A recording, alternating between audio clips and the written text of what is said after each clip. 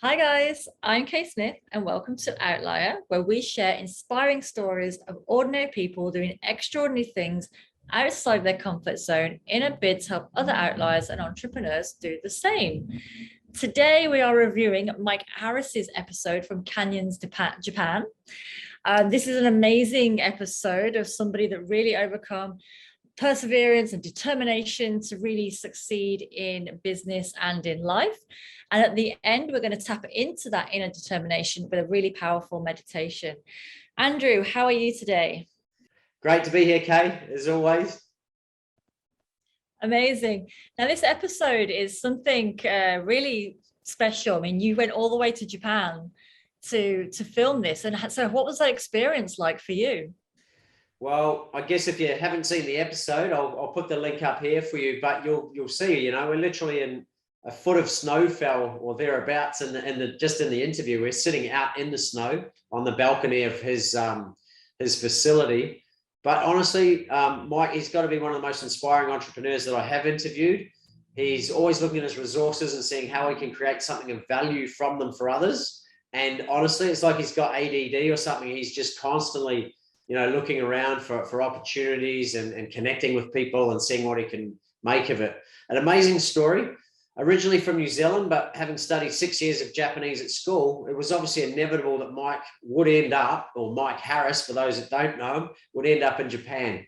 With a passion for outdoor adventure, he began his career in Hakuba, but by chance ended up and chance is an interesting one, by the way, in the outlier town of McCombe.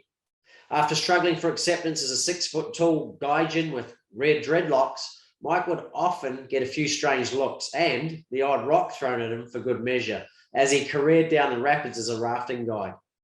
After 22 years of trying to fit into an ancient culture, Mike's perseverance has paid off as he now owns the largest outdoor adventure company in Japan. He's the chairman of the tourism body and he also consults to the Japanese government. So honestly, if you haven't seen it, a truly inspiring story. Yeah, I mean, to go from having rocks thrown at you to then being an advisor to the Japanese government, and you know, if people know about this culture of Japan, it's very hard to get in.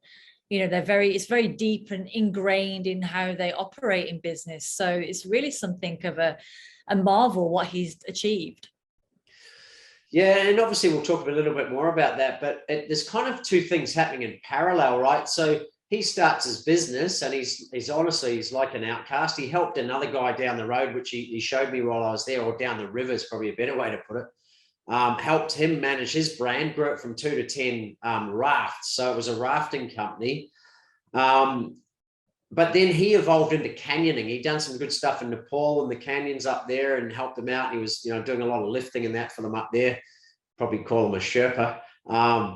But he brought that back he wanted to see if there's something in McCombe that he could you know, go and see if he can start canyoning there. So he left the rafting company, set up his own company, started it initially from canyoning, but then he saw some of the rafting operations that had been set up and they're, let's say in a Western term, cowboys. So he wanted to bring some safety and security and proper operational systems back to that.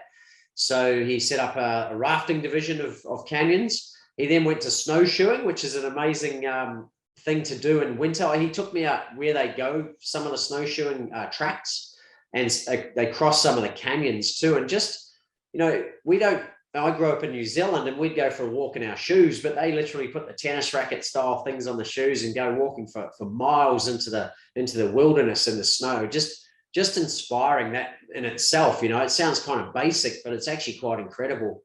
And then he emerged from that to skiing and snowboarding, and he's got so many sites now around Japan with ski schools and that as well. And then he merged or migrated or diversified into helping schools with their outdoor programs. And that's become one of his biggest things, and obviously opened a whole lot of doors in relation to young teenagers and kids and then the schooling system as well. And all of that was going on while he's slowly trying to get acceptance in a foreign land with, you know, he's a big unit. He's got long dreadlocks. He's got red hair. he's not the most Japanese looking guy. So he does stand out like an outlier.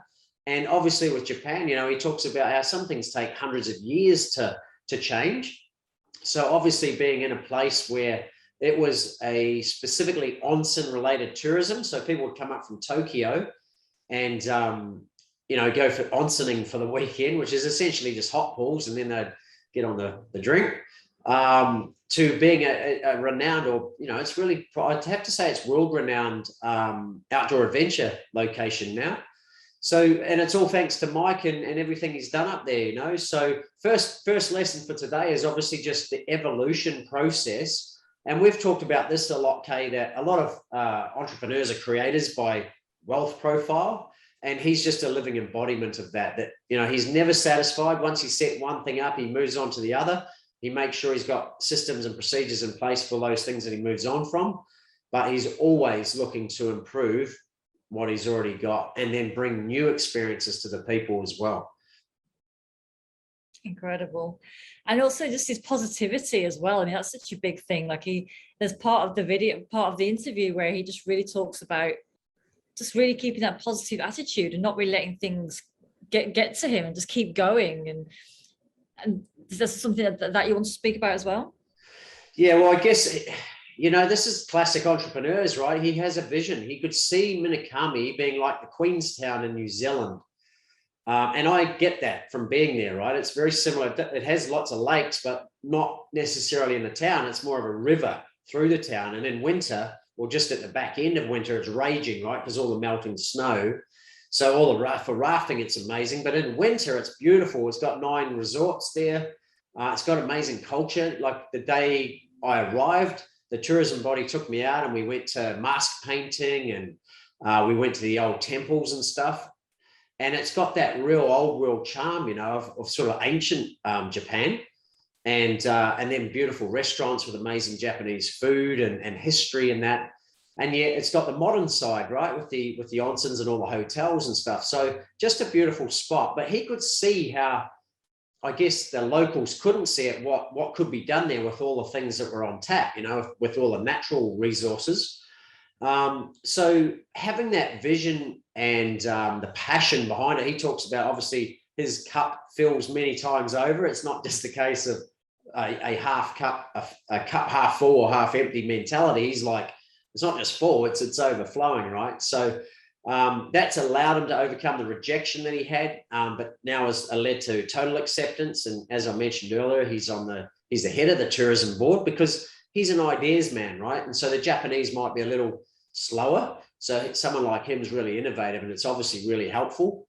And then he also goes and consults the tourism minister, etc., for Japan, and helps look at other rural areas and see what they can be done to enhance their environmental resources as well. So Mike talks about it being hard-headed. He uses a Japanese word, which I can't remember, but it means hard-headed. And I guess in our term, it might be stubborn. But he just keeps doing what it takes to move forward one step at a time, no matter how frustrated or how frustrating it is. He just keeps moving one step at a time forward. And again, he says it all boils down to vision. The passion behind the vision, he can see what he wants to make happen, and it's happening. So like all entrepreneurs, you've got to start with a vision. You've got to add your passion, obviously your values and your talents, but it's what helps you get up in the morning and obviously gives you something to work on every day. Yeah, I guess there's been a lot of trust as well, trusting yourself and trusting the process. Well, again, that's a really good point, right? So how did he know he has this vision? How does he know it's going to work? Well, he doesn't, but he does. Intuitively, he does, right? So again, a trait of entrepreneurs, we can see what others can't. And when we say we can see it, often we actually feel it more than we can see it. It's just an inner knowing. So Mike just has a deep inner knowing, and he also has a deep inner connection to the environment. So having that and being in McCombe, where it is all environment, it's unbelievable. It's no wonder. It's like he's got a deep connection to the place, and then from that, it's almost calling him to say, "Hey, Mike, I think we could do this here. We could do that. Blah blah blah." So, yeah, that's what it boils down to in my mind. Wow, that really is somebody living their inner calling in harmony I say, with nature and with business. It's really incredible that, I guess, if we tune into ourselves and really tune into what we're here to do, it just all unfolds and happens for us. Yeah, and obviously it doesn't happen easily. It's a 25-year process for Mike. And it's been obviously longer than that, because before that he was in New Zealand and he was studying Japanese and he was, doing outdoor adventure stuff on the weekends and that. And, so it's a long journey. And for any entrepreneur out there that thinks it's going to happen overnight, they're kidding themselves. So the third point I want to bring up is just determination and perseverance. We talk about this one every week as well, but Mike talks about it in the interview that he felt like all the time he was banging his head against a brick wall, but eventually the wall breaks. And he talks about overcoming 100-year-old traditions and stuff. But once it breaks, the hole gets slightly bigger, and then bigger and bigger, and then, you get acceptance. But along the way, he's always maintained his integrity, which is another key point. And the integrity is not only within himself, but with his vision and his message, so he's always articulating the same or similar message over time. And from that, he starts to garner support with the local businesses, local government, the tourism body, and then, as I mentioned, nationally with the government.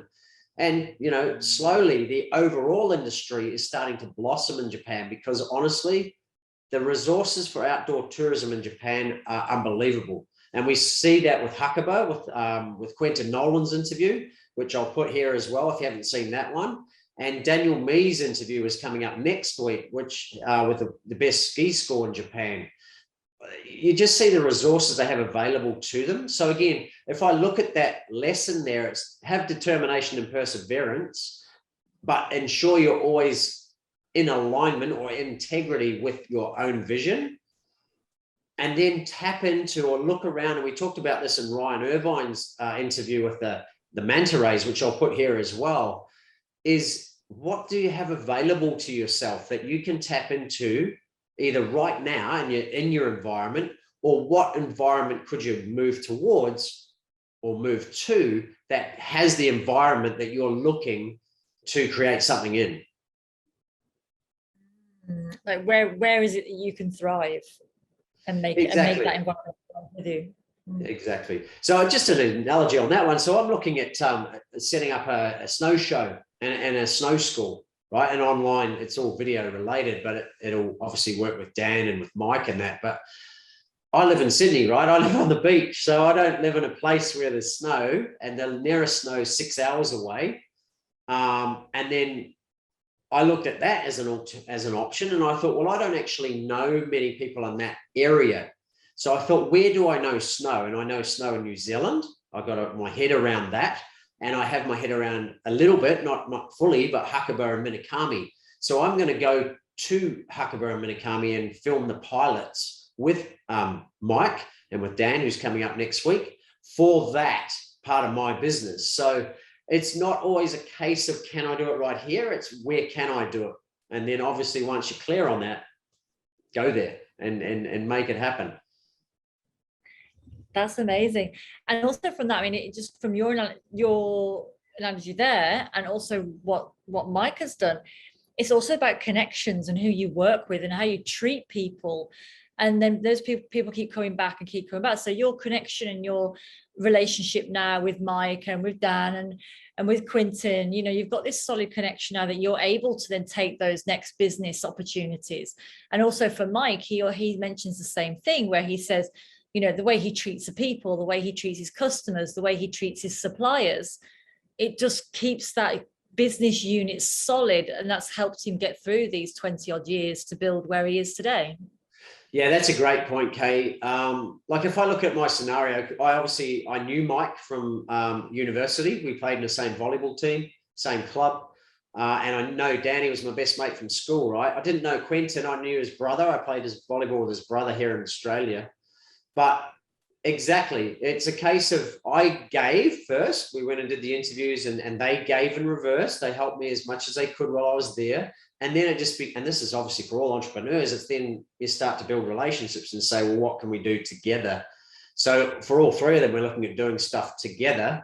But it wouldn't have happened if I hadn't initiated and given first something of value, which they appreciated, and then they will give back in return, or it doesn't always come back from the people you give to. So don't always expect that it's going to come back directly. They often talk about it's a processional effect. So you might give effort here, but the processional effect may even be 90 degrees. So the best example of that I can name is like a bumblebee, right? So the bumblebee goes and collects the pollen, and then is it the honey? One of the two, I forget that one. And then as it flies off, it pollinates that's the one. It pollinates the flowers, which helps them grow, right? So in its mind, it thinks it's about collecting honey, but what it's really about, its purpose, is to pollinate the flowers, which then allow like the ecosystem to grow even more and support other things. So just because you give somewhere doesn't necessarily mean that's where the result or the purpose is. But if you don't give, which most, a lot of people don't, they say, what's in it for me first? What are you going to pay me or whatever? And I'm not going to do anything until you do pay me. That's the employee mentality most of the time. And don't get me wrong, it's not all employees, but an entrepreneur's mentality is to give first. Often the giving is the receiving in the early days, but you will build connections, as Kay said, you'll build trust, you'll build reputation. And then through those relationships, trust and reputation, you then build other opportunities that are either offered to you or become extensions of the ones that you already initiated. I really like that bee analogy. You're just so right, how without that bee pollinating the flower, that just wouldn't create, it wouldn't bloom and it wouldn't create the honey and everything else, but it doesn't have that expectation of what that is, which is one of the other points you wanted to move on to, which I wanted to transition about expectations. And Mike's really good at managing that as well, isn't he? Like, he's really learned about how to manage his team and manage the business from trial and error, obviously, but he's got a really great system as well of ensuring that everybody knows. Also, when he is giving, he knows what everybody knows what they're doing as well. There's no hidden surprises from him. Yeah, well, I've got 5 key takeaway messages that I feel that he shared the most, and that's the 4th one. I'm going to come to that in a sec, but because it's very important and it's something he learned over time. It wasn't something that was instant. But let me just recap on it from his perspective, and it's something he wants to share here is. He believes it's important to know your product, obviously, and he knows it backwards, and he keeps extending on those products. But make sure that the product can solve the problem for your customer, right? Which is something we talk about regularly. And it's interesting thing about Mike in that regard is because it was Japan and they're all about onsen, they didn't know that outdoor adventure was the solution to their problem. And it's taken years for them to embrace that. But what they knew is onsen tourism was dying. It was dying off. So they needed an alternative, right? Because they built all these big hotels and stuff and less people were coming. So what were they going to do next? So that's where he came in with a solution that was totally different, but uses similar resources in the environment. The second one is, he talks about this a lot, is back yourself. And if it doesn't work, just ask yourself, what did you learn from it? We talk about that a lot, but failing forward and make sure you learn from every failure. And it's not a failure, it's just a step forward. It's only a failure when you stop and you don't get back up. All right, that's the only time anyone will ever fail. The third point was surround yourself with the right people in your business, with your mentors, and in general. And obviously you want to surround yourself with the right customers as well. So putting out the right vibe and integrity, and that will attract the right people as well. He's big on starting with a core crew of people. And they must all share the same passion for the vision, and then have it grow from there. And then the 4th point, Kay, as you mentioned, is make sure that everyone is aware of the expectations of the business throughout the entire journey.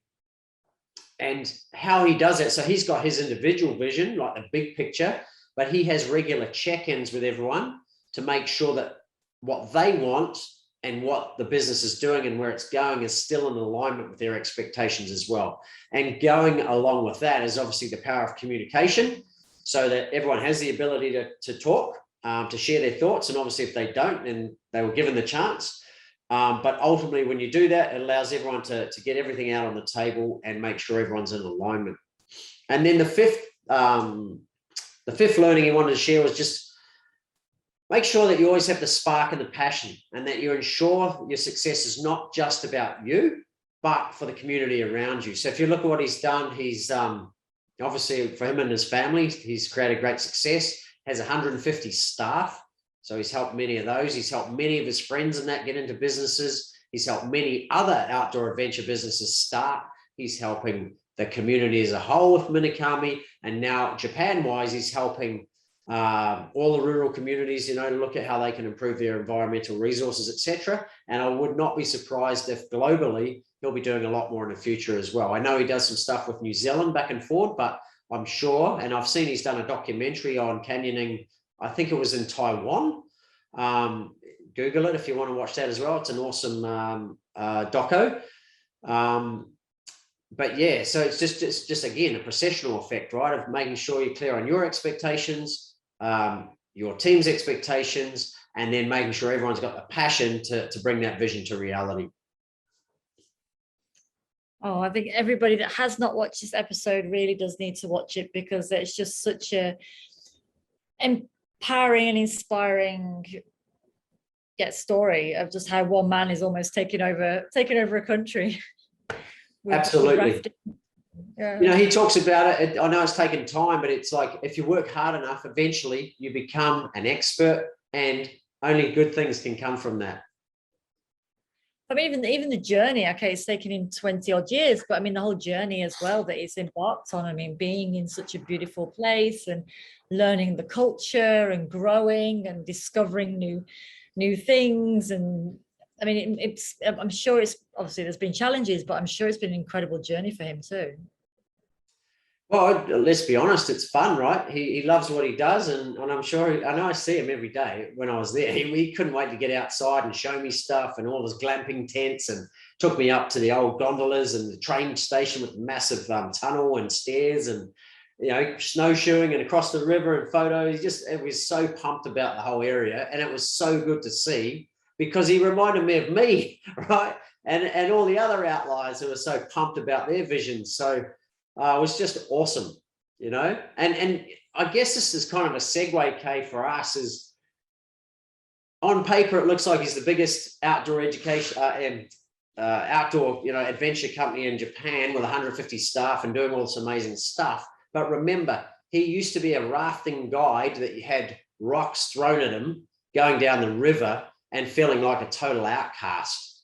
So I guess we go back to the theme or the context of today's podcast or today's video is determination and perseverance, right? So shall we do a little meditation for everyone around the power of determination, or our own internal fortitude or guts or courage or determination, and show them how they can tap into that? That would be amazing. Let's do it. Okay, cool. So, let's do this. So the context, I guess, is determination. So I haven't spoken to you before the call. We just rapidly got on the call and we knew what the theme was about and stuff. So, Kay, is there anything for you at the moment, and this applies to the audience as well, that we always need to name the context, right? So if it's determination, is there anything in your life at the moment that's requiring determination? And often it comes in the form of resistance, right? That then needs the opposite to overcome that. Yeah, well, from the previous meditations that we've done and what's come up for me, and like the yoga and the fitness was really important, but I've still been having resistance and just the determination to keep going, because I just get busy and things get in my way. So that's what comes up immediately for me. Fantastic. So if I was to hear that, I'm hearing, I'm in my intuition already. I'm not a priority, right? And it's either the fitness and yoga's not, or I'm not, because fitness and yoga is good for you, but the work gets in the way. And usually work is related to other people, e.g. employers, or customers, clients, etc., right? So they become more important than yourself. Would that be true? I would say so, yes. Okay, so this applies to you, it applies to everyone. Excuse me. I want you to shut your eyes. I want you to take 5 deep breaths, and I want you to continue taking deep breaths for the remainder of the process. And as always, the reason we do that is we shut the eyes so we can go internal. We take the deep breaths so we can start to relax. All right, and when we're relaxed, we start to tune into our subconscious. All right, and what I'm going to ask you to do, Kay, is somewhere in your body or in your room or outside of the room is this, shall we call it determination, or shall we call it resistance to making myself a priority? First thing that came to mind. Resistance, making myself a priority. Awesome. So where is it in the body, in the room, or outside of the room right now? As if it was an entity. For the viewers and listeners' sake, it's an entity that Kay will feel, and she'll know where to go intuitively. Where is it, Kay? In my chest. Okay, so what you're going to do is put all your attention there. You're going to take all your breath there, and you're just going to tune in for me. And for if you're new to this work, we have a process or a philosophy called feeling is healing. So the more we feel our feelings as opposed to run away from them, they start to talk to us. They're trying to help us. They've got messages for us. So Kay's going to tune in to that feeling in her chest. And to help that, I'm going to ask her to tell me what color it is. Blue. What shape is it? Oblong. What size? Balloon size. What temperature? Room temperature. What texture? Smooth. Okay, just quickly for the viewer's sake, and the reason we do that is I'm just trying to really hone in, and by using the other senses to help Kay zero in on it, okay? And then the most important question I ask is, Kay, what's the emotion associated with this blue oblong balloon that's lukewarm room temperature? Panic. Awesome. So I want you to feel more panic for me. And on a scale of 0 to 10, if 10 was the most panicked you could feel, what would it be? I'm about at 6 at the moment. All right, I want you to bring it on more. I want you to panic even more. And that sounds crazy to the listeners or the viewers, but I really want Kay to feel panicked. I know, and that's totally contrary to most other forms of treatment, but I want her to feel it as much as she can, because it's a feeling that wants to be healed and has a message for her. So when you listen to the feeling, Kay, what does it have to say? I feel panicked because...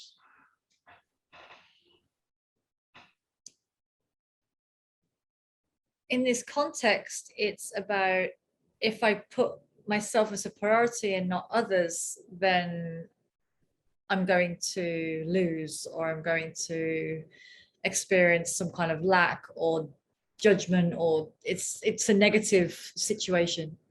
Awesome. So I just want to preface this as well. Whenever we feel any form of anxiety or fear, it's a feeling that comes up to stop us feeling another feeling. And you've already identified it. So you're panicked about loss or some form of loss, which again is a feeling, right? So let me paint the picture, because I'm intuitively tuned into this one. I stopped doing things for others and put myself first for a period of time, which only needs to be an hour a day.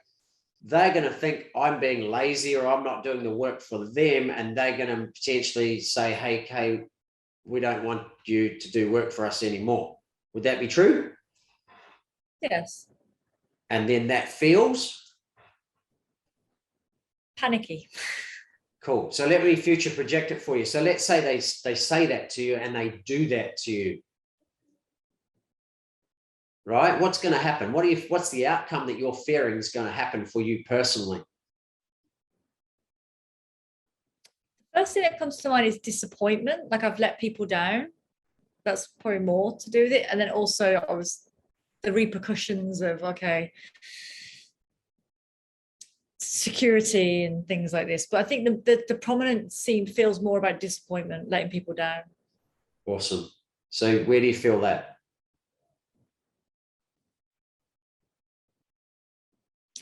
My throat and my stomach. Yeah. Is it like a line between the two, or is one a higher priority than the other? My throat, higher. Oh, cool. So let's do, for the viewer's sake, let's go, what's the color? Put all your attention there. All the breath goes to the throat now. And the color? Red. The size? Tennis ball. Shape is a tennis ball? Yep. Yeah. Temperature? Warm. Texture? Smooth. Emotion associated? Was disappointment, but is it something else? Anger, weirdly. Awesome. Red's a good color. When anger comes up, it's often red, as is passion. So you need to decipher the two, but let's feel angry, right? And you're angry because, and I'm jumping ahead here because Kay's good at this. I'd often get her to sit in it for 20 seconds, but she's angry because this is going to mean something. I can't be myself and go to do yoga in the gym because.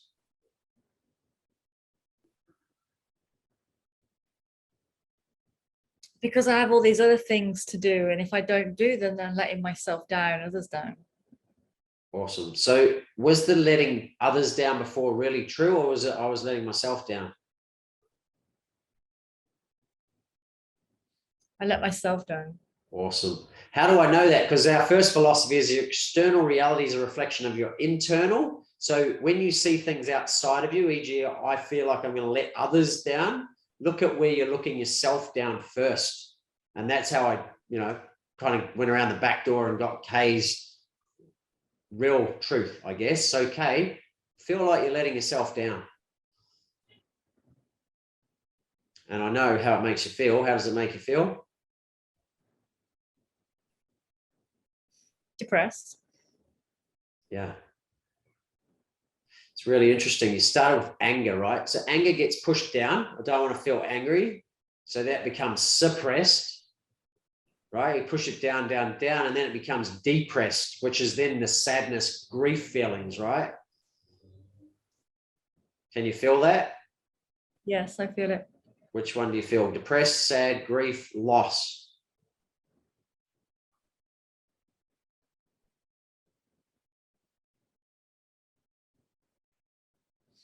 Grief comes to mind. Yeah, and let's just elaborate, right? Where do you feel grief for starters?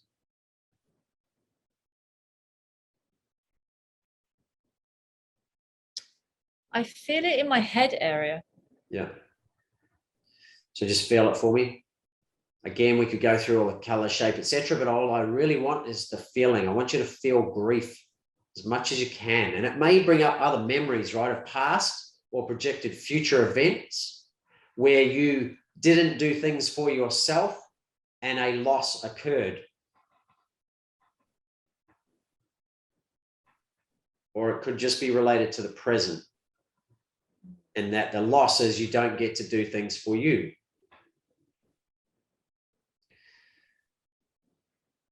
Which one is it?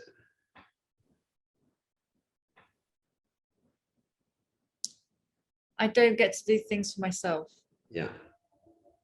It's almost like a victimization, actually. Well, yes and no, because it can often be that inner child part of you, right? That's always wanting to do something, but mum and dad are always too busy and I get brushed aside. And I'm not saying that's the case, but it is. If you think about that energetically, they don't have time for me, or I'm not a priority. And all I want to do is go and play, do something for me, right? And I know this too, right? I'm often do this. I put my work side of things ahead of sometimes personal things. And I know I end up sabotaging my success because the inner child part of me says, I'm not going to support your success until you look after me. Does that resonate with you, Kay?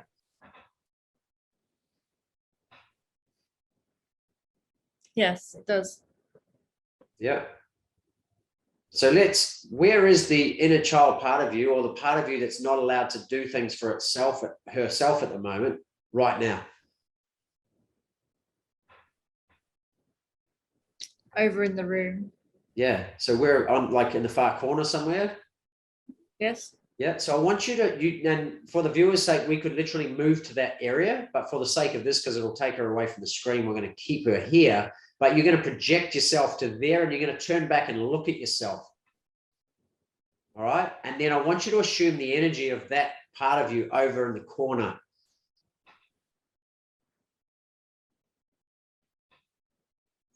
Okay, gotcha. So I can see the movement, right?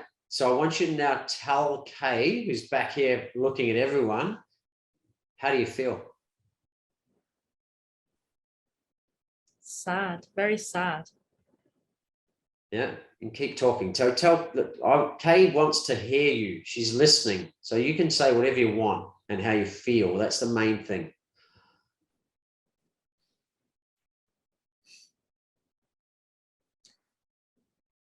I feel like I want to be seen. I want to be played with. I want to spend time with you. I feel rejected.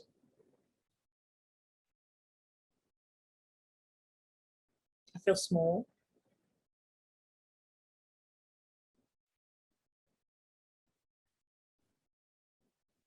So It just feels really blue and dark and like I almost feel like I want to be like this.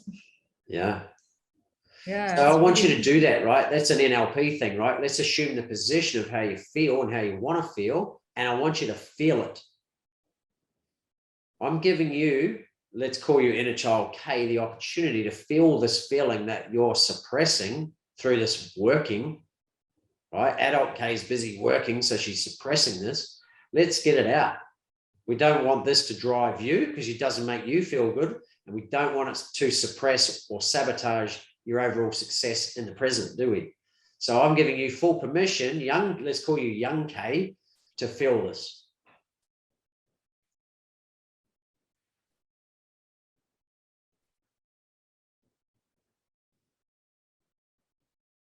Feels very lonely. Yeah, say it again. It feels very lonely. Yeah. So feel lonely for me. Nice deep breaths.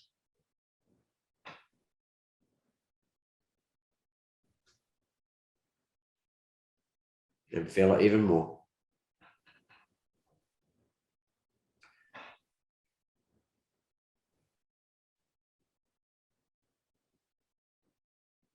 Can you feel it?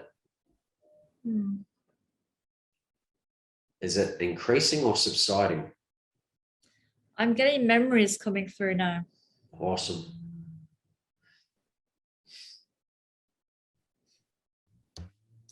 I've been the kind of the outlier at school, I guess, the kind of the kid that doesn't quite fit in and wanting to play but not, I don't fit in, so I'm always sat by myself and making up my own games, keeping myself busy, distracting myself. And how do you feel?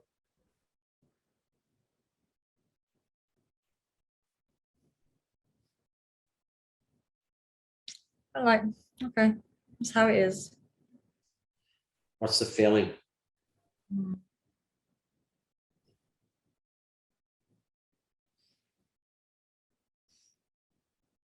I've got a word on it.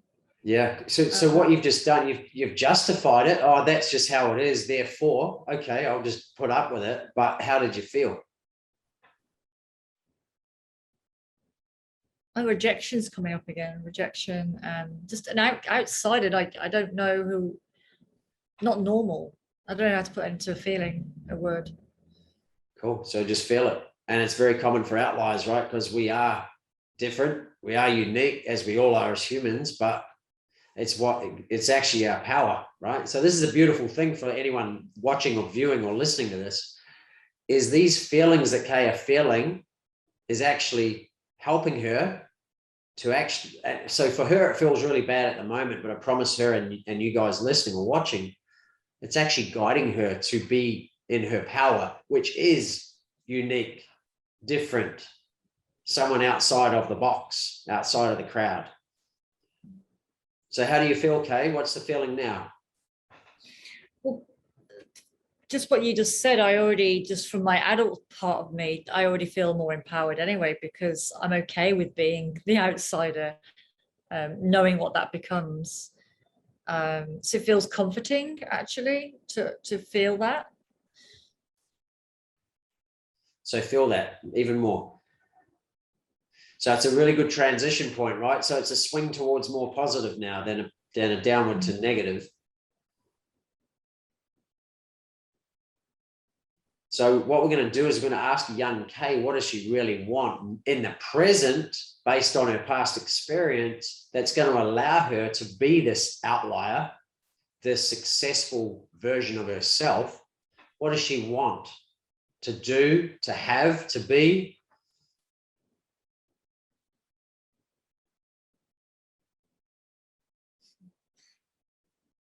The thoughts just to be seen. Like, I've got a vision now of being on the playground, and rather than sitting in the corner being all like this, is just like running around like a fairy, just being what's the word, not caring, just being seen for who I am, and that's okay. Bingo. Now let's relate that to your fitness and your gym, right? Because fitness and gym is you. It's part of you. It's important to you, but you haven't been doing it. You've been overlooking it, but it wants to be seen. So how does it relate to that?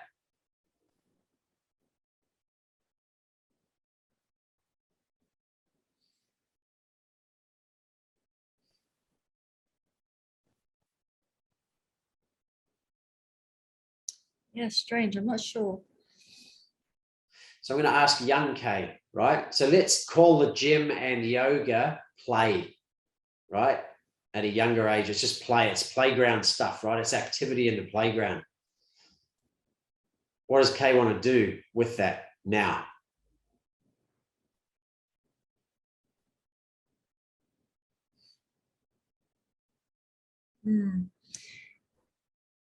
Okay, so there was always also an issue because I'm tall and skinny and everything else. I was teased a lot for that. So I was always afraid of kind of playing, and like sports at school for me was very challenging because I'd have to wear the sports kit and people would tease me about how long my legs were and things like that. So it was always an uncomfortable experience.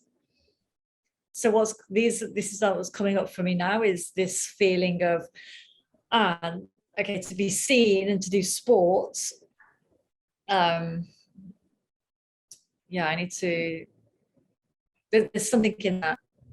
Absolutely.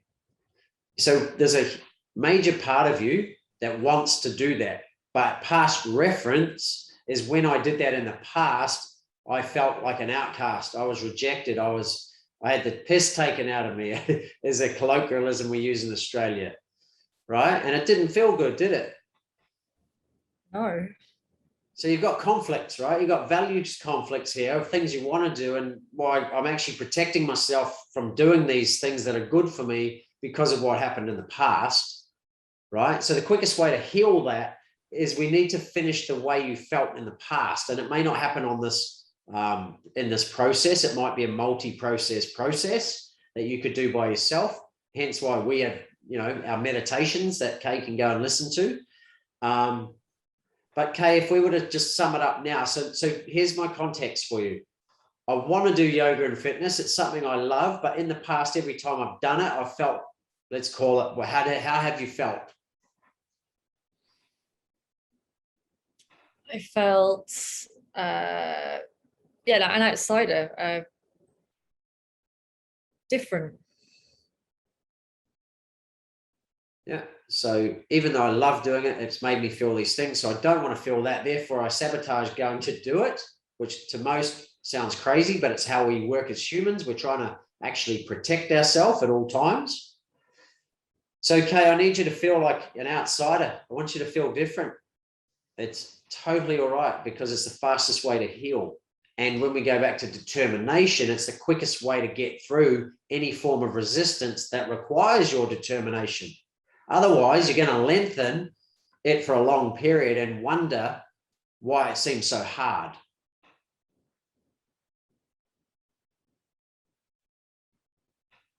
So feel it. Where is it in your body?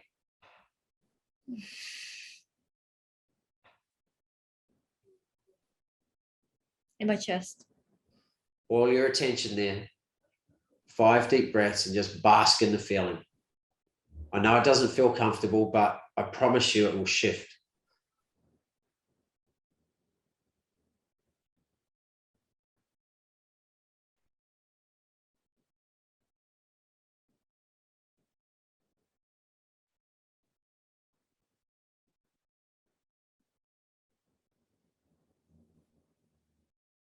Feel it even more.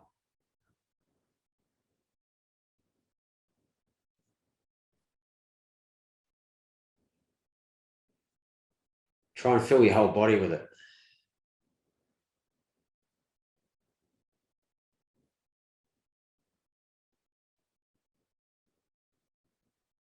Pretend you're in a pool lying back in it and you just have to feel it. You've got to surrender to it. It's only a feeling, nothing more. You gave it meaning. This feeling means that I'm an outsider, therefore I can't come to this place to do the things I love, but it didn't mean that. It just meant I had this feeling come up. So just feel it for me.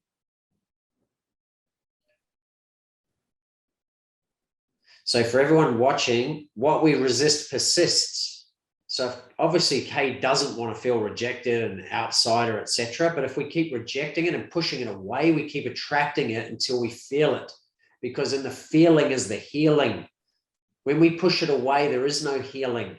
You're just delaying, right? You're delaying what you really want, because the feelings, as you've seen with Kay already, are trying to help her. They're trying to talk to her. What are they trying to say to you, Kay? What's the upside of all of this for you?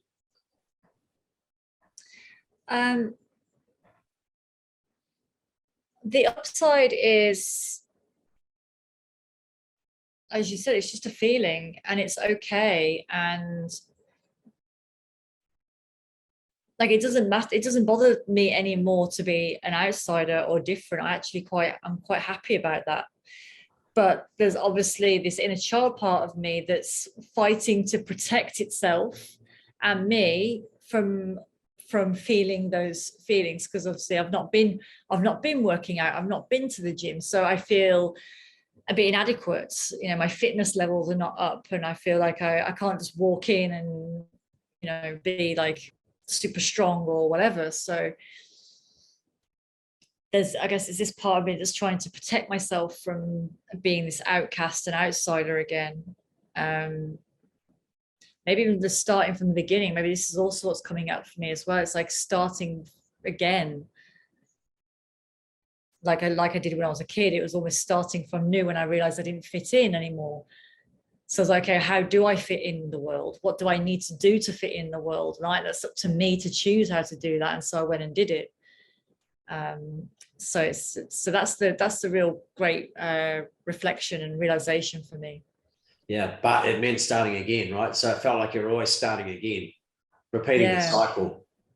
Yeah.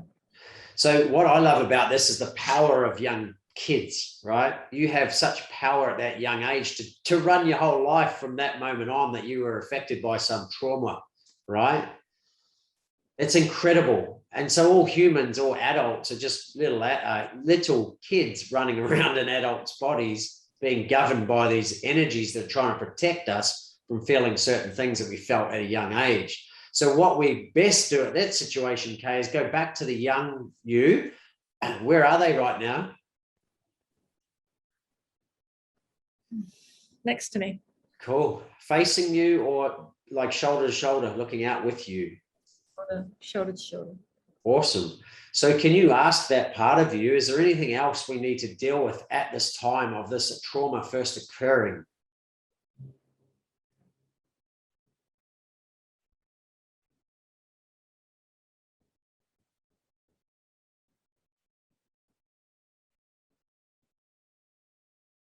And the answer would be? The answer is just go and do it. Yeah. How does it feel from her perspective? A little bit nervous, but it's okay. Yeah. So just feel a little bit nervous for me. And I'm going to ask another question. Is she ready to let go of the need to protect you from feeling like an outsider so that she can now use all of this blocked energy that's stuck in the past to join you in the present, knowing how powerful that energy is, but use it to get you to where you really want to go, which is the gym, yoga, and success in general? How does that feel when I ask that question? Liberating. Yeah. So is that the answer for her? She would feel free and liberated? Yes. So is she ready to join you in the present?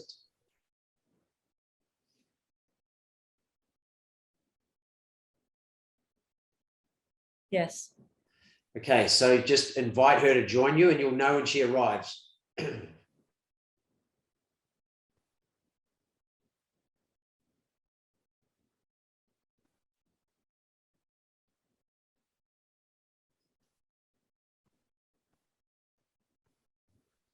Okay. How do you know she's there? I feel it in my body. What do you feel? It was something that was outside of myself, and now I feel it's within me. Yeah, so what is the feeling? The feeling is strength.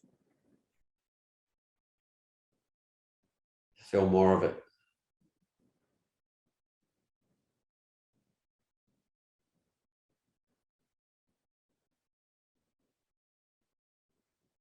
And even more.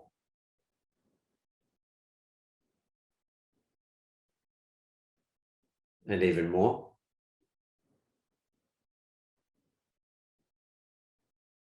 And even more.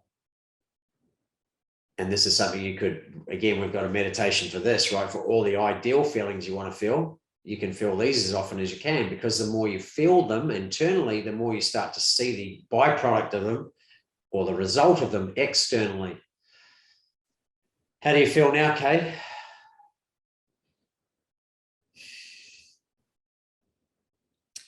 It's always interesting, Andrew, when we do these processes, because you never know what's going to come up. And you know, as we know doing this, but I mean, especially for the viewers, it's so fascinating how something that seems so irrelevant from the past really affects your success in business, in life, in fitness, in health, in so many things as an adult. So yeah, I just feel like, wow, this is amazing to be able to do this inner work and to defragment myself from my past. Awesome. So take a deep breath for me. So that's a great learning or understanding. And obviously you've got the recording that you have for life you can reference whenever you don't go to the gym or you feel resistance. So let's focus on the gym now, right? Let's look at the next steps, the homework, as I often say. What is the next step in relation to the gym and yoga for you, based on the strong, powerful part of Kay that's just joined her? There's a gym literally across the road from my house. I'm going to go and join it. Yep. And that's all they need. So that's the next step, right? This is a beautiful thing too. We've talked about this in the past. It's the same with Mike's story as well. He talked about one step at a time. So Kay's step is to go and join the gym. Once she's done that step, there'll be the next step. So she needs to tune in and say, what's the next step? She could future forecast that. I could ask Kay, shut your eyes for me. And that's future project that you've joined the gym. You're starting to feel good again. What is the next step? You mean after going to the gym? Yeah, so let's just visualize you've been to the gym for a few weeks, things are flowing again. What is the next step for Kay? Going back to when we originally started that, it's being okay with prioritizing time for myself. Absolutely. So and putting my first sometimes. Perfect. So that's another thing, context in itself, right? So in the ideal world, what does Kay's ideal day look like where she's prioritizing herself?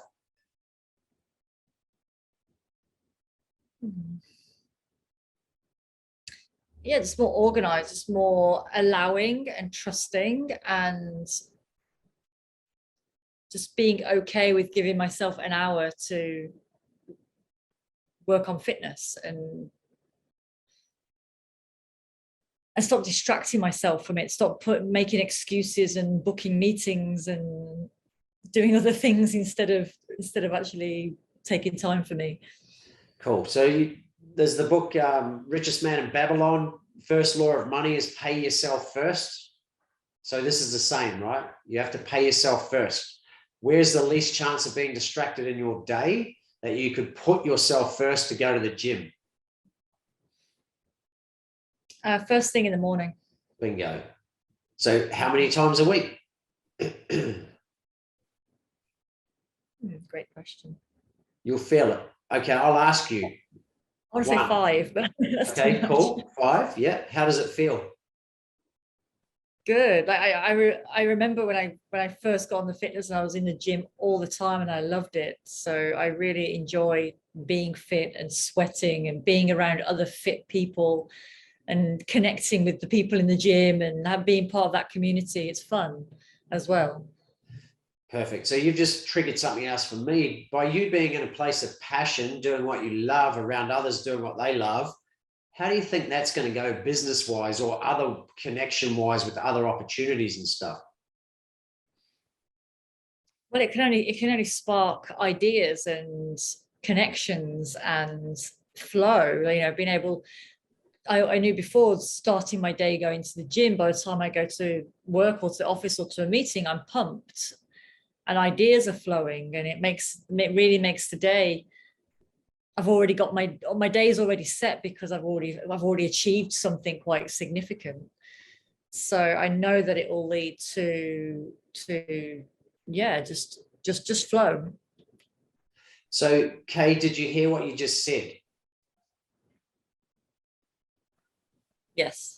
What did you say? If this was the lesson or the learning for you today in relation to determination, putting yourself first, what is the lesson? The lesson is that by putting myself first, I allow myself to be in flow that then allows me to be more successful, make more connections, be more pumped about what I'm doing, because I've already succeeded in a big part of my day. I've started the day with success already. Okay, so remember the start of this process, there was fear of loss. Will there be loss in this space, this energetic space? No. Can't exist, can it? If you're feeling pumped and in the flow, loss doesn't exist on the same vibration. Loss is way down here energetically. They can't exist together. So when you're vibrating at loss, all you're seeing is more loss, right? Which you were, right? But when you're pumped and energetic and creative and things are flowing and connected with others and yourself, you're on a total different vibration. So therefore, what do you attract more of? You've already just mentioned it. Yeah, the same vibration, success, opportunities, flow. And so what you said earlier, like you end up sabotaging myself by not being pumped, by not working out, by not doing fitness, because then that gives me that sense of lack and that loss and not worthiness, because I haven't achieved what I wanted to. I already start the day by loss. Yeah, I didn't do that. And what's fascinating is it's just a vibration. It's just a feeling. You choose to feel this more than this. It doesn't mean anything, but you felt like it meant something about you. It has nothing to do with you, but you made it something about you, right? I'm not good enough. I'm not worthy, whatever. That's garbage.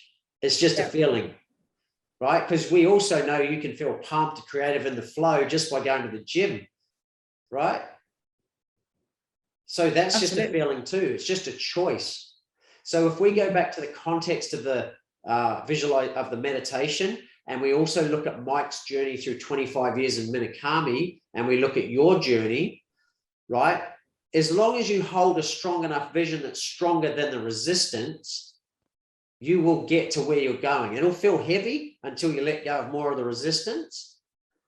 E.g., that's why we get you to feel the feelings associated with the feelings you don't want to feel. Because it's like, we talked about this in another episode, a hot air balloon with all the ropes holding it down. The freedom is the balloon flying in the air, but it's got the rope. So we fill the balloon with air. That's like the vision and passion and values. And we chop the ropes at the same time, right? It's like filling a cup. Like if there's a cup of Coke, there's two ways to do it, right? To get clarity, you can either pour water in and eventually it becomes clear, or you can just tip the Coke out and pour the water in. So often we'll deal with the resistance first. Once we've got clarity on the vision, then we go to resistance, clean it all out. And you don't have to clean it all out, I promise you. Often it's only one, and the analogy I use here is like a trees in the forest. Chop down a few trees and the whole forest disappears, right? You don't have to chop every tree in the forest, right? So what we do here is chop a few trees with the vision, with the clarity on the vision, and very quickly that balloon's going to fly.